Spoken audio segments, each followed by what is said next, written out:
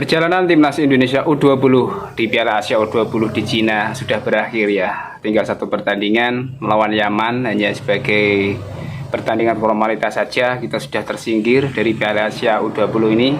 Setelah tadi malam kita dianjurkan kembali oleh Uzbekistan dengan skor 3-1, lumayan bisa cetak 1 gol anak asuhan Coach Indra Safri ini.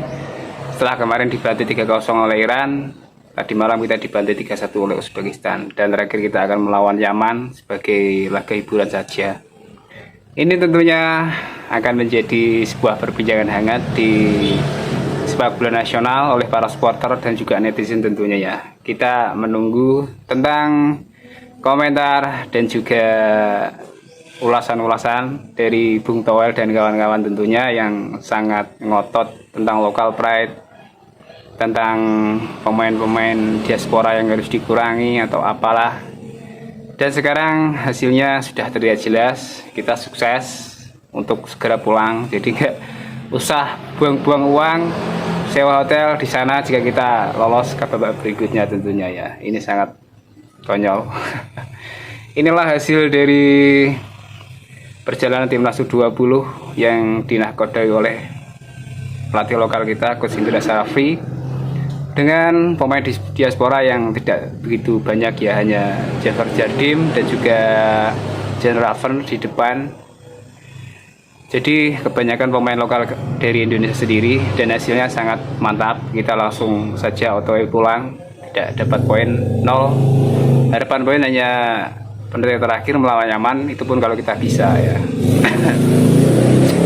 Kalau kita lihat dan kita ingat, ada sebuah statement dari Bung Toel dulu ya, bahwasanya sebuah tim dibentuk harus memiliki mental juara, dan itu sangat penting. Kita harus mencontoh Thailand yang sukses menjuarai Piala AFF 9 kali agar kita bisa berbicara di Asia. Itu kata Bung Toel, saya ingat di podcast di acara talkshow di TV One ya. Dan itu sudah dilaksanakan oleh Coach Indra Safri ini. Tim ini sudah memiliki mental juara karena telah menjuarai Piala AFF 19. Di partai final menang lawan Thailand berkat golnya dari Jens Raven. Namun inilah hasilnya. Saat masuki level Asia, mereka juga nggak bisa berbicara apa-apa. Jadi teorinya dari Bung Toel saya kira juga nggak efektif ya untuk diaplikasikan di zona Asia seperti ini. Para netizen tentunya sangat kecewa dan sangat tidak puas dengan hasil kali ini, karena mereka ekspektasinya sudah tinggi sekali. Kita sudah pernah bahagia timnas U23 kakak-kakaknya timnas U20 ini masuk ke babak semifinal, banyak drama di situ, banyak kebahagiaan bersama Sinteyong. Meskipun kalau kita lihat waktu itu juga pemain naturalisasi dari Eropa juga tidak terlalu banyak ya, hanya beberapa saja.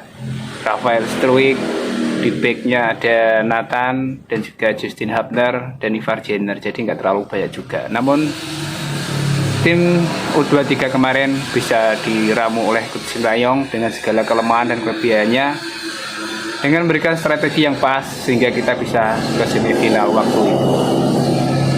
Dan sekarang hal itu sudah hilang karena PSSI dengan jumawa, dengan rasa kepintarannya dan juga kepedeannya segera memutuskan kontrak Sinteyong. Mereka beranggapan pelatih lokal kita juga setara dengan Sinteyong. Buktinya U17 juga bisa lolos ke Piala Asia di bawah asuhan coach dari Nova Arianto ya. Jadi itu alasan PSSI, sudah saatnya kita mengganti pelatih Sinteyong.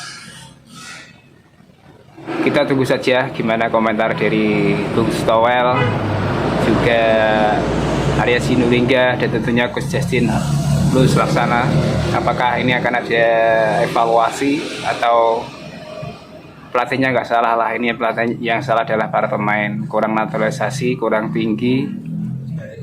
Jadi kita tunggu saja apakah Coach Justin dan Bung Toel ini berani mengeluarkan statement untuk segera mengganti Coach Indra Safri ini di timnas U20 atau gimana. Kita tunggu ya. Kita sangat ingin sekali dari Bung Toel ini mengeluarkan bacotannya terhadap Coach Indra Safri ini seperti yang pernah ia keluarkan kepada Coach Sintayong. Biar adil lah ya, karena Coach Sintayong juga dibegitukan oleh Bung Towel dan kawan-kawan. Seharusnya Coach Indra Safri juga sama lah, karena ini semakin gagalnya semakin mendalam ya, karena terlalu besar jumlah kekalahannya. Sementara bersama Coach Sintayong, timnas U23 sangatlah berjaya dan bisa dikatakan menjadi macan Asia era emas bersama Coach Sintayong timnas U23 kemarin. Sekarang mimpi itu sudah sirna di timnas U20 ini bersama asuhan Coach Indra Safri. Banyak netizen ini sangat ramai kalau kita lihat di medsos juga. Ini bukan salahnya Indra Safri, tapi salahnya Sintayong. Karena apa? Karena Sintayong lah yang telah meninggikan ekspektasi kita bahwa kita telah meraih emas, era emas timnas kita. Timnas Garuda terbang tinggi, maka itulah jadinya ekspektasi para supporter ini sangat tinggi untuk timnas U20 ini. Berharap kita bisa menyamai prestasi timnas U23 yang masuk ke partai semifinal. Dan PSSI sendiri pun juga targetnya juga bukan main-main ya, nggak muluk-muluk, bukan main-main, maksudnya mereka menargetkan masuk semifinal untuk lolos ke Piala Dunia U20 di Amerika. Namun ternyata target itu hanyalah seperti bungkuk merindukan bulan ya, karena tidak sesuai dengan kualitas tim U20 ini yang segera harus pulang di babak penyisian. Baru-baru bisa menang ya, dapat poin 1 aja nggak bisa, belum bisa, maksudnya masih ada 1 pertandingan lagi kok melawan Yaman. Mungkin itu sebagai pembuktian bahwa Coach Indra Safri bisalah paling tidak menandru, jadi kita pulang bawa 1 poin sudah bagus. Nanti kita semakin pesimis kondisi timnas saat ini yang semakin gak jelas. Banyak drama-drama di locker room atau apalah alasannya PSSI. Pemain nggak mau mengikuti skemanya dari pelatih dan apalah, itu semuanya sudah ramai di medsos. Dan mungkin awal dari kehancuran timnas Indonesia atau kemunduran dari kejayaan timnas Indonesia akan segera dimulai dari sini ya. Tinggal pembuktian terakhir di timnas senior lawan Australia Maret nanti. Sebentar lagi lah, enggak, sekitar 2-3 mingguan. Jika timnas mengalami nasib yang sama seperti timnas U20 ini, maka selesai sudah PSSI. Supporter pastilah akan bergerak, mereka nggak terima dengan kebijakan-kebijakan PSSI yang sangat bikin pikiran kita nggak bisa berkata-kata lah. Ini PSSI maunya apa sih gitu ya. Melawan Australia sebagai titik balik Indonesia ke era ke-8 atau ke era emas di masa mendatang, itu saya kira ya. Assalamualaikum warahmatullahi wabarakatuh. Salam.